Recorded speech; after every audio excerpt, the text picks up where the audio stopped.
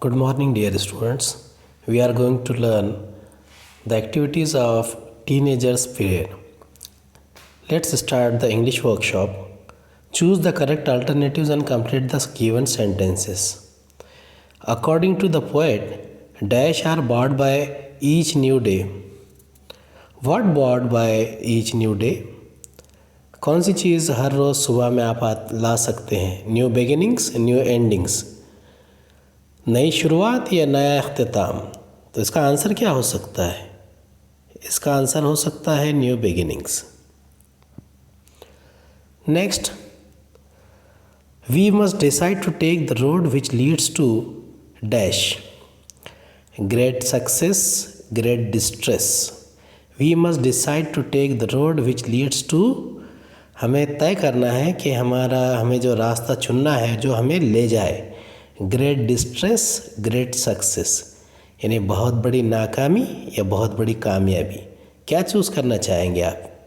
Poem में तो यही कहा गया है कि हमें कामयाबी चुनना है, तो ग्रेट सक्सेस। तो आंसर क्या होगा? Great success.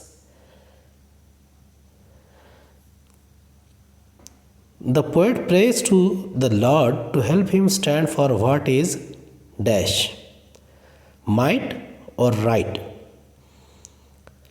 The poet prays to the Lord, यानी शायर जो पोएट है वो लॉर्ड से यानी अपने खुदा से ये दुआ मांगता है टू हेल्प हिम, कि वो उसकी मदद करे। To help him stand for what is, कि वो उस चीज़ के लिए खड़ा रहे। माइट और राइट, माइट यानी ताकत, राइट यानी सच्चाई। तो कै के लिए खड़ा रहना चाहिए उसने? सच्चाई के लिए या ताकत के लिए? सच्चाई के लिए। तो आंसर क्या रहेगा उसका? Right. The poet wants to see that is teenage years have been the dash years of his life.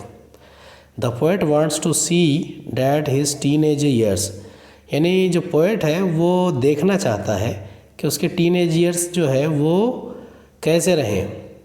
The dash years of his life, worst और बेस्ट। वर्स्ट यानी बदतर, बेस्ट यानी बेहतरीन, तो सबसे अच्छे। तो आंसर क्या हो सकता है? अच्छे देखेगा या बुरे देखेगा? ऑब्वियसली अच्छे देखेगा, तो आंसर क्या रहेगा? बेस्ट।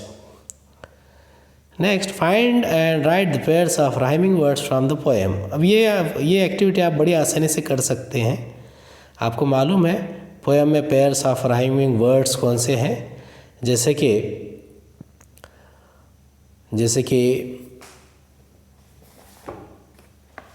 ट्री, मी, सी, मी, वे, डे। तो इस टाइप के आप पेयर ऑफ राइमिंग वर्ड्स लिख सकते हैं। What is the rhyme scheme of the poem? Choose the correct one from the following options. Rhyme scheme क्या होती है? पेयर ऑफ राइमिंग वर्ड जो एक जैसे आते हैं तो उसे आप डिवाइड करेंगे। जैसे कि आपके पास पोएम में राइमिंग वर्ड्स दिए हुए थे, please open up my eyes dear Lord that I might clearly see, help me stand for what is right, bring out the best in me. तो लॉर्ड के लिए आपने ए चूज़ किया है, सी के लिए बी, राइट के लिए सी और मी के लिए भी बी। यानी आपको लॉर्ड के लिए आपने ए चूज़ किया था ए, सी के लिए आपने चूज़ किया था बी, राइट के लिए चूज़ किया था सी और मी के लिए चूज़ किया था बी। सी और मी राइमिंग वर्ड्स है, इसलिए उसका राइम स्कीम बनेगा ए बी सी बी। तो आंसर क्या है इसका? आंसर थर्ड वाला है ए बी सी बी। अब देखेंगे कि decisions I must make, match the lines in column A with the figure of speech in column B.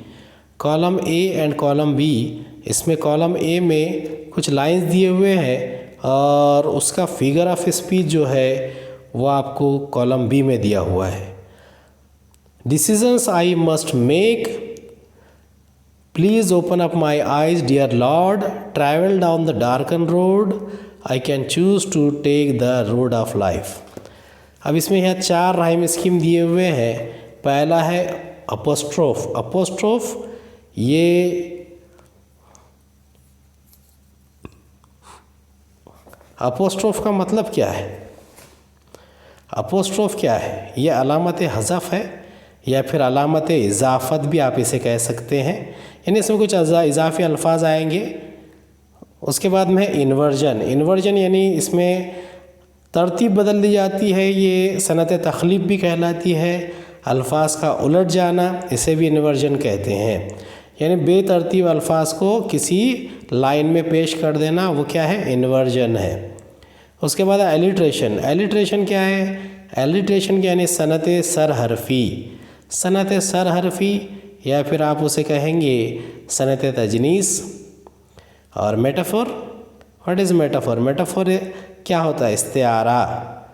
अब देखिए हम इसे पहचानेंगे बड़ी आसानी से। डिसीजंस आई मस्ट मेक, अगर आप इसे गौर करेंगे कि डिसीजंस आई मस्ट मेक, इसका आंसर क्या हो सकता है? तो आई मस्ट मेक डिसीज़न अगर ऐसा होता तो सही रहता, लेकिन यहाँ पर तो अलग तरीक़े से दिया है डिसीजंस आई मस्ट मेक, तो इसका आंसर क्या रहेगा? पहले का आंसर रहेगा इन्वर्जन। कौन सा रहेगा? इन्वर्जन, यानी 2 नंबर। दूसरा है please open up my eyes dear lord. अब ये 2 टुकड़ों में बटा हुआ है। Please open up my eyes, यहाँ पर ये कंप्लीट हो सकता था, लेकिन इस लाइन को उसने 2 टुकड़ों में बदला है, इसका आंसर रहेगा अपोस्ट्रोफ। उसके बाद है travel down the darken road. अब यहाँ पर डी और डी ये एक जैसे साउंड निकालने वाले 2 अल्फाज इस्तेमाल किए गए हैं। डी की आवाज़ 2 जगह निकल रही है। Travel down the darken road, तो डी और डी, तो ये किसी ऐसे सनद जिसमें इस टाइप के अल्फाज आते हैं वो एलिट्रेशन होगा। उसके बाद है बचाओ I can choose to take the road of life. ये ऑब्वियसली इस्तिआरा है, यानी कि मेटाफोर है, तो इसका आंसर रहेगा मेटाफोर। तो यहाँ पर हमारी ये एक्टिविटी कंप्लीट होती है। डियर स्टूडेंट्स, इंशाल्लाह हम नेक्स्ट वीडियो में दोबारा हाजिर होंगे N encounter of A special kind के साथ में। तब तक के लिए गुड बाय।